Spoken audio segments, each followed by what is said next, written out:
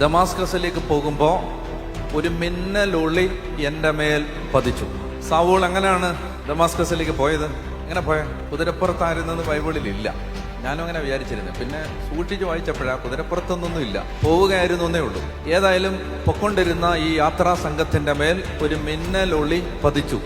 അപ്പൊ ഈ പ്രകാശം പതിച്ചത് എല്ലാവരുടെയും മേലാണ്, പൗലോസിന്റെ മേൽ മാത്രമല്ല, എല്ലാവരുടെ മേലും ഈ പ്രകാശം പതിച്ചു. അപ്പോൾ ഒരു സ്വരം കേട്ടു, സാവൂൾ സാവൂൾ, നീ എന്തിനെന്നെ പീഡിപ്പിക്കുന്നു? എന്നെ അത്ഭുതപ്പെടുത്തുന്ന കാര്യം, എല്ലാവരുടെ മേലുമാണ് ഈ പ്രകാശം പതിച്ചത്. എല്ലാവരും, ഇടിമുഴക്കം പോലെ എന്തോ ഒരു ശബ്ദം എല്ലാവരുമാണ് കേട്ടത്. ഒരു പ്രത്യേക അനുഭവം എല്ലാവർക്കുമാണ് ഉണ്ടായത്. പക്ഷെ ആ കൂട്ടത്തിൽ ഒരു പൗലോസ് മാത്രമേ ഉണ്ടായുള്ളൂ. ഈ ദൈവാനുഭവത്തിന് സാക്ഷിയായത് കുറെ അധികം പേരുണ്ട്. പക്ഷെ പൗലോസായി മാറിയത് ഒരാളേ ഉള്ളൂ. എന്തുകൊണ്ടെന്നറിയാം? പ്രതികരിച്ചത് ഒരുത്തനേ ഉള്ളൂ. അവൻ പ്രതികരിച്ചു, ആരാണ് നീ? മനസ്സിലാവുന്നുണ്ടോ?